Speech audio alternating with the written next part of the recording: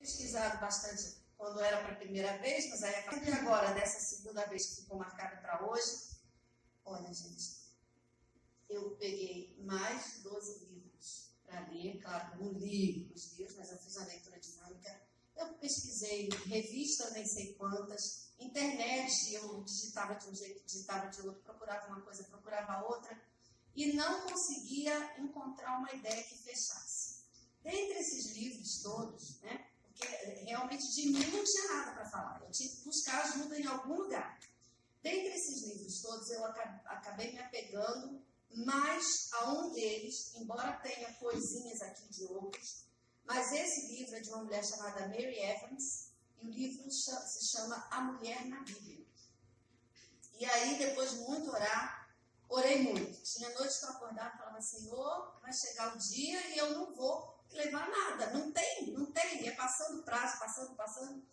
E aí, por fim, me veio à mente de pegar esse livro, né? E a solução, assim, a evolução da mulher na sociedade é uma coisa muito ampla. Então, já que estamos numa igreja, já que estamos numa escola dominical, vamos nos ater a essa evolução da mulher dentro da Bíblia.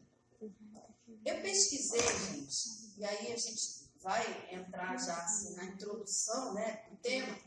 Eu pesquisei sobre mulheres da atualidade. Claro que eu achei mulheres, grandes cientistas, mulheres que fizeram muita coisa, que inovaram em muitas coisas, mas por incrível que pareça, numa das pesquisas, aliás, mais uma das pesquisas que eu fiz, mulheres se destacavam por coisas fúteis. Tinha, por exemplo, a primeira mulher que ficou nua em público. Ai, que interessante. A primeira mulher que usou biquíni de 2 peças, não sei o quê. A primeira mulher, eram coisas assim que vão levar a quê? A nada, né? Não são realmente coisas sérias que importam para essas mulheres, para o mundo, quer dizer, para a sociedade. Importaram para elas, mas não importaram para nós. Tinha outras coisas. A primeira mulher que cantou, não sei onde, numa montanha alta. E daí, né? O que tem? Se cantou a primeira pessoa numa montanha alta, eu acredito que muito antes dessa mulher, que é a primeira mulher que cantou numa montanha alta, muitas mulheres da Bíblia e homens da Bíblia devem ter cantado em lugares altos também, que não está registrado, não tem foto para tirar, né? Não tinha, né? Mas, enfim, tinha esses destaques de mulheres que fizeram de coisas muito fúteis, que para mim não falaram nada. Mas a história da evolução da mulher no mundo, de um modo geral, ela se confunde um pouco com a história do feminismo. E aí, em alguns casos, a meu ver, se eu estiver falando errado, como é uma aula, vocês podem discordar, vocês podem participar. O Célio falou que não vai ter muita participação, porque o pessoal está com fome, então o pessoal vai querer que eu acabe logo. Em alguns casos, se tornou involução. Oi? Aí é que eu penso que ninguém participar. Né? Aí, bom. Entendi. Você acha que se participar vai me interromper. E aí eu vou parar. Se não participar, você vai. Em alguns casos, você está atrasado. Não, brincadeira. Em alguns casos, gente, essa evolução, a meu ver, como eu estava falando, é uma involução, é uma regressão.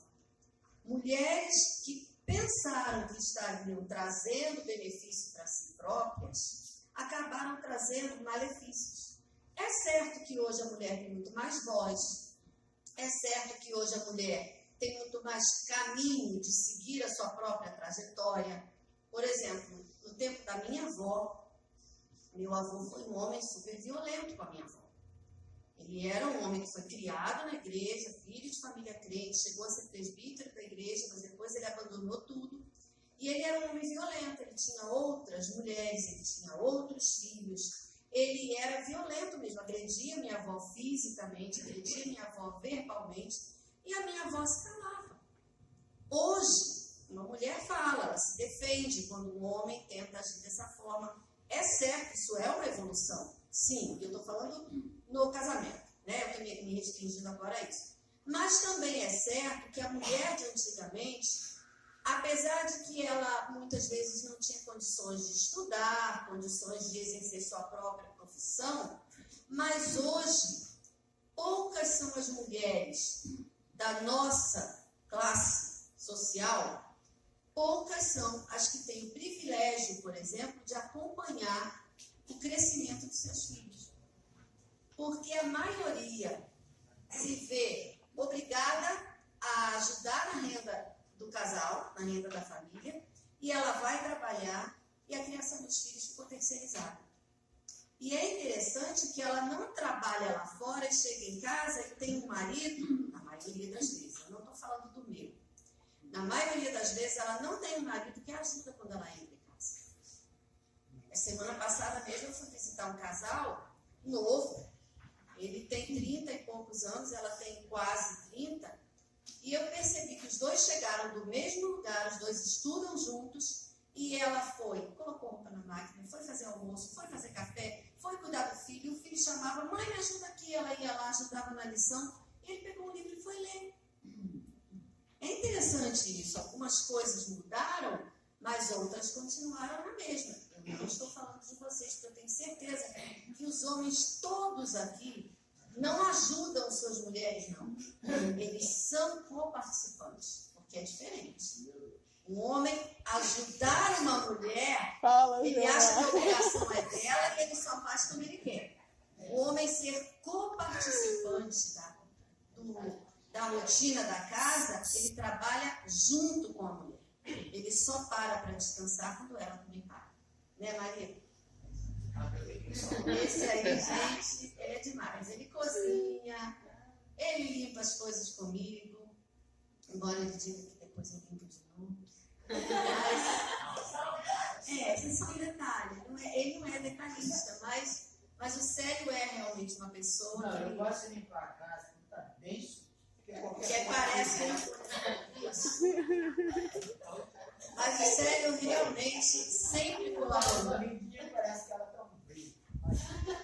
Célio com os filhos, por exemplo, eu não me preocupava. Ele ajudava o tempo todo. Ele se preocupava muito com os meninos, ele era realmente um colaborador. Mas vamos entrar, né, no que a gente tem que falar.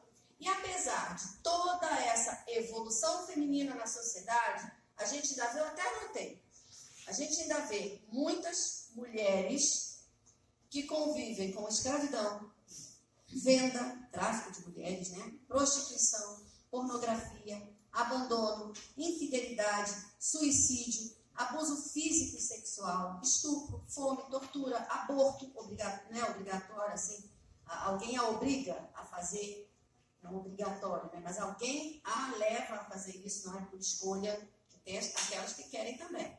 Doenças graves, como, por exemplo, tuberculose, AIDS, em consequência da vida que levam, medo, vergonha.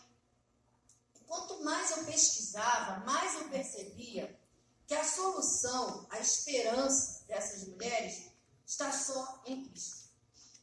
O mundo pode oferecer paliativos, mas o mundo não ofereceu solução para a situação dessas mulheres.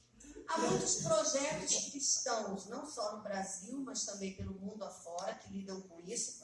E, gente, uma coisa interessante.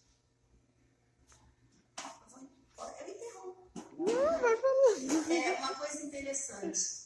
Quando a gente fala de mulheres que são traficadas, que são vendidas, tem casos de meninas de 10 anos, e em alguns lugares até menos, que são oferecidas a homens em troca de algum benefício, alguns casos em casamento, como pagamento de dívida, ou como para apaziguar brigas de famílias. Um homem briga com a família do outro, e aí, para apaziguar, para não haver morte, um desses homens oferece a filha para o outro. E essa menina vai se casar com esse homem, sendo obrigada a viver na família do inimigo. Não pensem que ela vai ser bem tratada. Não vai. Ela vai ser maltratada com todos os aspectos de crueldade que vocês podem imaginar. Não precisamos ir muito longe.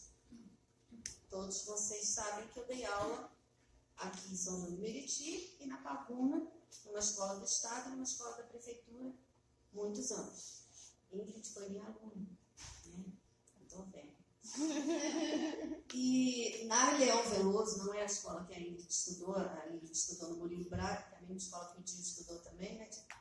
Mas na Leão Veloso, eu conheci um caso de uma mãe, tinha 4 filhas. A minha aluna era a 4ª delas, a menina tinha 11 anos. A mãe estava esperando apenas o corpo dela tomar um jeitinho de moça e não menina, para oferecer a filha a um dos traficantes da região em troca de uma soma em dinheiro, e ela já tinha feito a mesma coisa com as outras 3. O argumento dela era o seguinte, isso aqui, gente, aqui na Paraná. Ela dizia o seguinte, se eu não ganhar alguma coisa em troca, elas vão fazer isso de graça mesmo, então eu vou ganhar, e vai ser com quem eu quero.